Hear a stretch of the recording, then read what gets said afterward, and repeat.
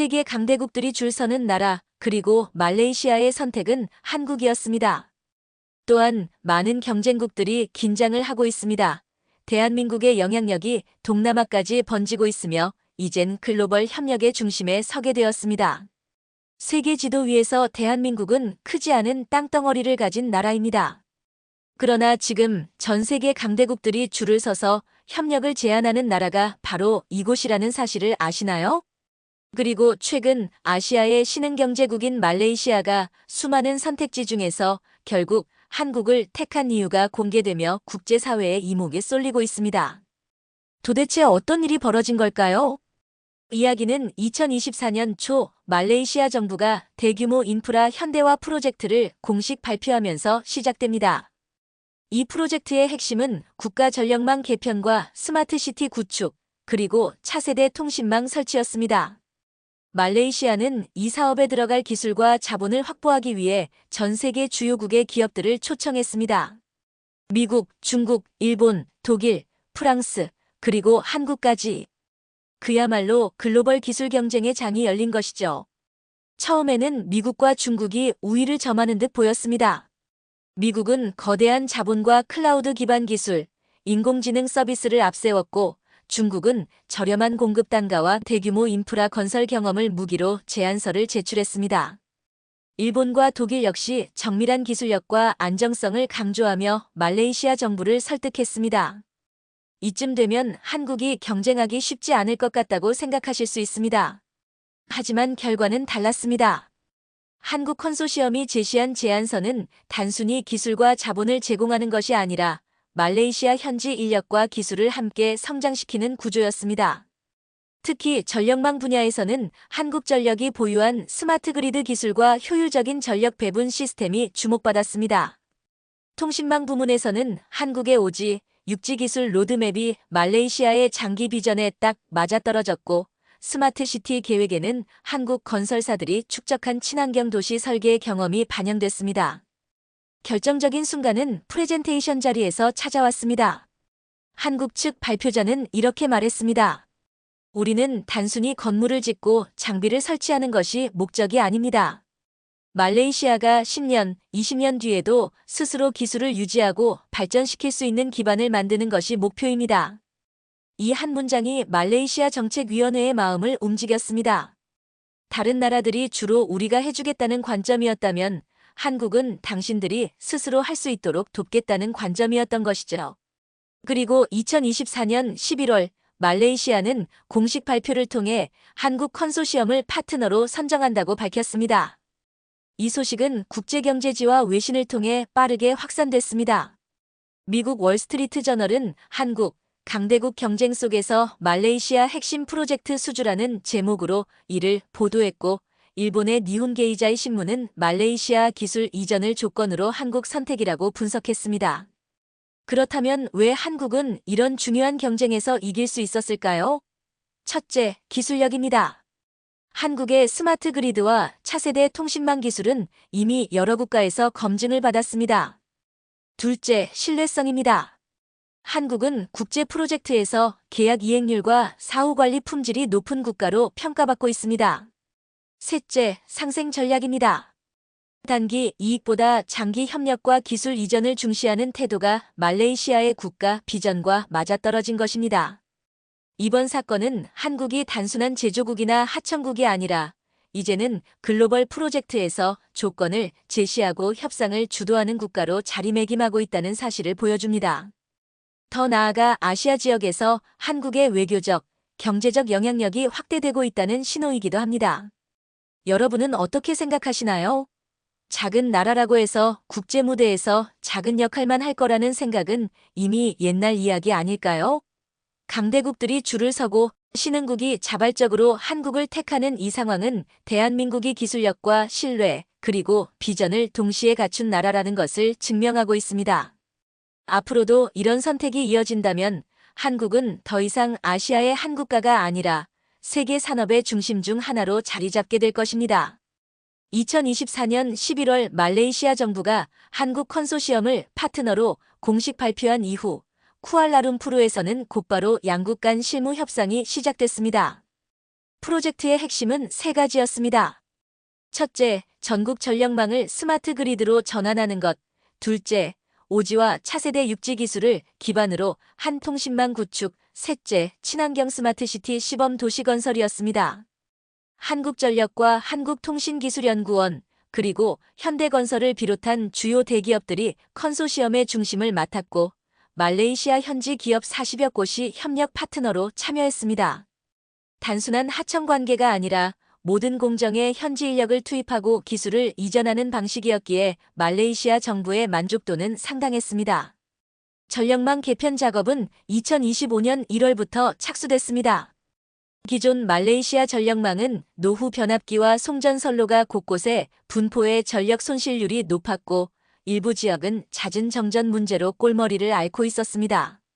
한국전력은 자사가 개발한 분산형 전력관리 시스템을 적용해 전력 손실을 줄이고 태양광과 풍력 같은 재생에너지를 효율적으로 통합할 수 있는 구조를 제시했습니다. 시범 지역에서 전력 손실률이 기존 대비 30% 감소하자 말레이시아 에너지부 장관은 이 기술이 우리 국가 에너지 전환의 핵심이라며 찬사를 보냈습니다. 통신망 구축 부문에서도 변화는 눈에 띄었습니다. 한국의 오지 기술은 이미 세계적으로 검증됐지만 이번 프로젝트에서는 한 발 더 나아가 6G 기반 실험망까지 설치하기로 했습니다. 말레이시아는 이를 통해 동남아시아 최초로 6G 시범 서비스를 시작하게 됐고 이는 전 세계 언론에 크게 보도됐습니다. 특히 교육, 의료, 산업 자동화 분야에서 6G가 제공할 초저지연 고속 통신은 말레이시아의 산업 경쟁력을 한 단계 끌어올릴 것으로 기대되고 있습니다. 스마트시티 프로젝트는 쿠알라룸푸르 외곽의 셀랑고르주에서 진행되고 있습니다. 현대건설과 삼성물산이 공동으로 설계한 시범 도시는 에너지 자립률 70%를 목표로 하고 있으며 자율주행 셔틀과 무인 상점, AI 기반 환경관리 시스템이 도입됩니다. 이 모든 설계와 운영 노하우가 말레이시아 현지 기술진에게 단계적으로 이전되고 있습니다. 말레이시아 국토개발부 관계자는 한국은 단순히 도시를 짓는 것이 아니라 우리가 도시를 운영할 수 있도록 가르치고 있다며 그 차이를 강조했습니다. 그렇다면 이런 변화에 경쟁국들은 어떻게 반응했을까요?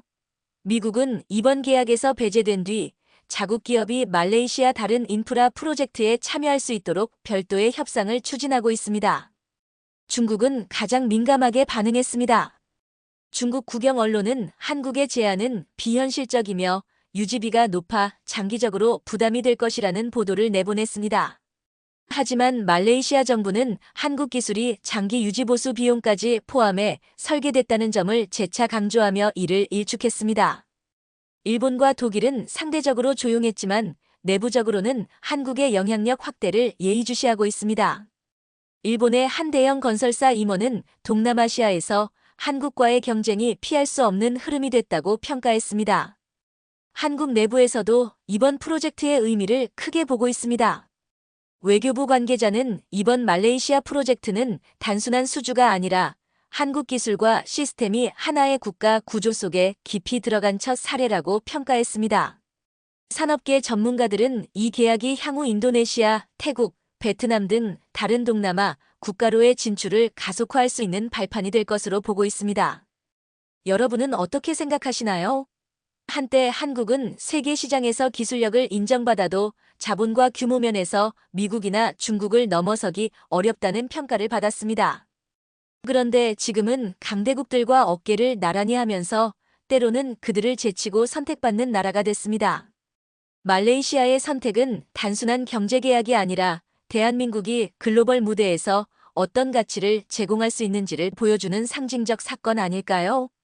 다음 3부에서는 말레이시아 프로젝트가 진행되면서 현지에서 실제로 어떤 변화가 나타나고 있는지, 그리고 그 변화가 다른 동남아 국가들에게 어떤 자극을 주고 있는지를 심층적으로 다뤄보겠습니다. 특히 한국의 접근 방식이 이 지역에서 새로운 표준이 되고 있는 현상을 구체적인 사례와 함께 전해드리겠습니다. 2025년이 밝고 불과 반년이 지난 시점, 말레이시아 전역에서는 한국과 함께한 국가 현대화 프로젝트의 성과가 눈에 보이기 시작했습니다. 전력망 개편이 가장 먼저 눈에 띄는 변화였습니다. 쿠알라룸푸르를 비롯한 주요 도시에서 잦던 정전이 현저히 줄었고 일부 지역에서는 정전 횟수가 80% 이상 감소했습니다. 전력 효율 개선 덕분에 말레이시아 정부는 연간 수천억 원에 달하던 전력 손실 비용을 절감할 수 있었고 그 절감분을 다시 재생에너지 설비 확충에 투자하기 시작했습니다. 한국전력이 설치한 스마트 그리드 제어 센터에서는 실시간으로 국가 전역의 전력 사용량을 모니터링하고 AI가 예측 분석을 통해 공급과 수요를 조절하고 있었습니다. 통신망 부문에서는 오지와 시범 운용 중인 6G망이 예상보다 빠르게 안정화되었습니다. 특히 의료 분야에서 6G의 활용이 두드러졌습니다. 말레이시아 보건부는 한국의 원격 의료 시스템을 도입해 시범 운영을 시작했고 수도에서 수백 킬로미터 떨어진 농촌 마을에서도 전문의와 실시간 진료가 가능해졌습니다. 한 현지 환자는 인터뷰에서 병원에 가려면 하루 종일 걸리던 길이 이제는 집에서 10분 만에 연결된다며 눈시울을 붉혔습니다. 이런 변화는 단순한 기술 도입이 아니라 국민의 삶의 질을 직접적으로 끌어올리는 사례로 평가받고 있습니다. 스마트시티 건설 현장도 빠르게 진척되고 있습니다. 셀랑고르주에 들어선 시범 도시는 완공 전부터 많은 관심을 받았고 이미 일부 구역에서는 자율주행 셔틀이 시범 운행을 시작했습니다. 이 셔틀은 전력망과 통신망, 교통 제어 시스템이 완벽히 통합된 환경에서 운행되며 차량의 위치와 상태가 실시간으로 관리됩니다. 여기에 AI가 교통량을 분석해 신호를 조절하니 혼잡이 줄어들고 사고 위험도 낮아졌습니다. 말레이시아 국민들의 반응도 달라졌습니다. 프로젝트 초반에는 일부에서 외국 기업이 자국 인프라를 장악하는 것에 대한 우려가 있었지만 지금은 한국과의 협력은 우리의 미래를 앞당기고 있다는 긍정적인 여론이 우세합니다. 특히 청년층 사이에서는 한국 기업에 취업하려는 경쟁이 치열해졌습니다. 한국어를 배우기 위한 학원 수강생 수가 2배 이상 늘었고 말레이시아 대학교에서는 한국식 공학교육과정을 신설했습니다. 그렇다면 이 변화가 다른 동남아 국가들에게 어떤 영향을 미쳤을까요? 인도네시아, 태국, 베트남이 가장 먼저 반응했습니다. 인도네시아는 수도 이전 프로젝트와 함께 스마트 인프라 구축을 추진하면서 한국 기업들과의 협력을 적극적으로 타진하기 시작했습니다. 태국은 전력망 현대화 계획에서 한국의 기술 자문을 요청했고 베트남은 하노이와 호찌민에 시범 스마트 시티를 세우기 위한 협상을 시작했습니다. 특히 베트남의 경우 중국 기업과 경쟁하던 상황에서 말레이시아 사례를 보고 한국으로 방향을 틀었다는 분석이 나옵니다. 이러한 변화는 국제관계에도 미묘한 파장을 일으켰습니다.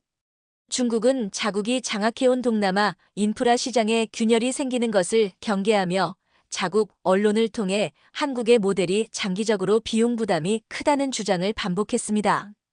그러나 말레이시아와 주변국들이 공개한 자료에 따르면 장기 유지비를 포함한 총 소요 비용은 한국 모델이 오히려 더 효율적이었습니다. 미국 역시 한국의 영향력 확대를 주시하고 있으며 일부 미국 기업은 한국 기업과의 합작을 통해 동남아 진출을 모색하는 움직임을 보이고 있습니다. 여러분은 어떻게 생각하시나요? 단 한 번의 프로젝트가 한 나라의 인프라 수준과 국민의 생활 방식을 이렇게 빠르게 바꿀 수 있다는 사실 놀랍지 않으신가요? 그리고 이 변화가 국경을 넘어 주변국의 전략까지 바꾸고 있다는 점에서 한국의 영향력은 단순한 경제적 성공을 넘어 외교적 자산으로 확장되고 있는 것 아닐까요? 다음 4부에서는 말레이시아 프로젝트를 계기로 한국이 동남아에서 구축하고 있는 지속 가능한 협력 모델이 무엇인지, 그리고 이 모델이 장기적으로 한국 경제와 국제적 위상에 어떤 변화를 가져올지를 심층적으로 분석해 보겠습니다. 말레이시아와 한국이 손잡은 국가 현대화 프로젝트가 본격적으로 궤도에 오르자 한국 정부와 기업들은 이를 단발성 계약이 아닌 장기적 협력 구조로 발전시키기 위해 움직이기 시작했습니다. 단순히 기술과 자본을 투입하고 끝나는 방식은 더 이상 한국이 추구하는 모델이 아니었습니다. 대신 한국은 지속 가능한 협력 모델을 표방하며 현지와 함께 성장하는 구조를 설계했습니다. 이 모델은 크게 3가지 축으로 구성됩니다. 첫째는 기술 이전과 현지 인력 양성입니다. 한국전력과 한국통신기술연구원, 그리고 주요 건설사와 ICT 기업들은 말레이시아 현지 대학 및 직업학교와 협약을 맺고 매년 수백 명의 기술 인력을 교육하고 있습니다. 단순한 이론 교육이 아니라 실제 프로젝트 현장에서 실습과 훈련이 병행되고 수료 후에는 현지와 한국 기업에 동시에 취업할 기회가 주어집니다. 이 과정에서 말레이시아 청년들이 직접 스마트 그리드 운영, 육지 통신망 관리, 스마트시티 유지 보수 기술을 익히게 되었고 이들이 곧 국가 인프라의 주역이 되고 있습니다. 한 말레이시아 기술 교육생은 이전에는 한국 기업에서 일하는 것이 꿈이었지만 지금은 우리 도시를 우리가 직접 운영하고 발전시키는 것이 더 큰 목표가 됐다고 말했습니다. 둘째는 공동 연구개발 거점 설립입니다. 한국은 말레이시아 쿠알라룸푸르에 한마이너스 말레이시아 기술혁신센터를 설립하고 에너지, 통신, 도시 설계 분야에서 공동 연구를 진행하고 있습니다. 이곳에서는 말레이시아 연구진과 한국 전문가들이 매일 함께 회의하고 실험하며 새로운 기술을 개발하고 있습니다. 특히 열대기후 환경에서 최적화된 재생에너지 저장 시스템과 습도와 기온 변화에 강한 통신 장비는 이 협력센터의 대표 성과로 꼽힙니다. 이러한 성과는 단순히 말레이시아뿐 아니라 동남아 전역에서 활용될 수 있어 파급력이 큽니다. 셋째는 경제적 상생 구조입니다. 한국은 프로젝트에 필요한 부품과 장비의 일정 비율을 말레이시아 현지에서 생산하도록 조건을 걸었습니다. 이를 통해 말레이시아 중소기업들이 대규모 글로벌 프로젝트의 공급망에 직접 참여하게 됐고 이는 곧 현지 산업의 경쟁력 향상으로 이어졌습니다. 단순히 한국 기업이 이익을 가져가는 구조가 아니라 양국이 함께 수익을 나누는 구조를 만든 것입니다. 이런 방식은 현지 정치권에서도 호평을 받았고 말레이시아 의회에서는 한국 모델을 국가 경제 협력의 모범 사례로 지정했습니다. 이러한 지속 가능한 협력 모델은 동남아 다른 국가들에도 영향을 미쳤습니다. 인도네시아는 수도 이전 프로젝트에서 한국식 협력 모델을 일부 채택하기로 했고 태국과 베트남 역시 자국 인프라 현대화 계획에서 현지 산업 육성을 전제로 한 한국 기업 참여를 조건부로 제안했습니다. 즉, 한국의 방식이 이 지역에서 새로운 표준이 되어가고 있는 것입니다. 국제적으로도 변화가 나타나고 있습니다. 미국과 유럽은 한국의 전략을 주목하며 자국 기업들이 동남아에 진출할 때 현지 산업과의 상생 구조를 참고하기 시작했습니다. 반면 중국은 이 모델을 경계하며 자국 기업들의 더 공격적인 투자와 고용 확대를 요구하고 있습니다. 하지만 이미 여러 국가에서 한국과의 협력 경험을 통해 상생의 가치를 체감한 상황이라 단순한 자본 공세로는 마음을 돌리기 어렵게 됐습니다. 여러분은 어떻게 생각하시나요? 단순히 기술을 수출하는 나라와 기술과 함께 미래를 함께 설계하는 나라는 분명 다르지 않을까요? 한국이 선택한 길은 단기 수익보다 장기 신뢰를 우선하는 길입니다. 그리고 이 신뢰가 쌓이면 경제적 이익은 오히려 더 크게 돌아올 수 있다는 사실을 이번 말레이시아 사례가 보여주고 있습니다. 다음 5부에서는 이 지속 가능한 협력 모델이 장기적으로 한국 경제와 국제적 위상에 어떤 변화를 가져오는지, 그리고 대한민국이 아시아를 넘어 글로벌 산업 협력의 중심으로 부상하는 과정을 심층 분석하겠습니다. 2026년이 다가오면서 국제경제 분석가들이 공통적으로 주목하는 나라가 있습니다. 바로 대한민국입니다. 말레이시아 프로젝트에서 시작된 지속 가능한 협력 모델이 이제는 동남아를 넘어 중동, 아프리카, 남미로까지 확산되며 한국을 글로벌 산업 협력의 중심에 올려놓고 있기 때문입니다. 불과 몇 년 전만 해도 한국은 주로 기술력을 제공하는 하청 또는 파트너의 위치에 있었지만 지금은 협상 테이블에서 방향을 제시하고 조건을 설정하며 때로는 사업의 규칙까지 만드는 위치로 올라섰습니다. 이것이 가능한 이유는 무엇일까요? 첫째, 신뢰의 자산입니다. 말레이시아 프로젝트는 단순한 인프라 사업이 아니라 한 나라의 국가 시스템 속에 한국의 기술과 운영 모델이 깊숙이 들어간 첫 사례였습니다. 이 과정에서 한국은 계약 이행률 100%라는 기록을 세웠고 장기 유지 보수 계획까지 포함한 계약 구조를 유지하며 국제사회에서 신뢰도를 높였습니다. 프로젝트 초기에는 경쟁국들이 단가를 낮추며 압박했지만 말레이시아 정부는 가격보다 중요한 것은 약속을 지키는 파트너라며 한국을 끝까지 선택했습니다. 이 결정이 전 세계에서 회자되며 한국이라는 브랜드의 약속을 지키는 나라라는 이미지가 각인됐습니다. 둘째, 경제적 파급력입니다. 말레이시아 프로젝트 이후 동남아 5개국에서 비슷한 모델로 한국 기업이 대규모 사업을 수주했고 그 계약 규모는 3년 만에 50조 원을 넘어섰습니다. 이 과정에서 국내 제조업과 서비스업에도 긍정적인 효과가 돌아왔습니다. 부품과 장비 생산을 담당하는 국내 중소기업들의 수출이 늘었고 관련 기술 인력 채용도 증가했습니다. 특히 한국의 중견 기업들이 글로벌 공급망에 직접 진입하는 계기가 되었습니다. 셋째, 외교적 영향력입니다. 과거에는 경제 협력과 외교가 별개로 진행되는 경우가 많았지만 지금은 산업 협력이 곧 외교적 관계 강화로 이어지고 있습니다. 말레이시아와의 협력은 아세안 전체에서 한국의 입지를 높였고 아세안 정상회의에서는 한국을 특별 전략 파트너로 지정하는 결정을 내렸습니다. 이로 인해 한국은 영내 자유무역협정 확대, 방산협력, 교육교류 등 다양한 분야에서 우선권을 확보하게 됐습니다. 넷째, 국제표준 주도권입니다. 한국은 동남아와의 협력을 통해 축적한 기술과 운영 데이터를 기반으로 국제 표준화 기구에서 스마트시티, 차세대 통신망, 에너지관리 시스템 표준 제정 과정에 적극적으로 참여하고 있습니다. 과거에는 일본, 미국, 유럽이 주도하던 표준화 논의에 이제 한국이 핵심 안건을 제출하고 다수의 국가가 이를 지지하는 상황이 벌어지고 있습니다.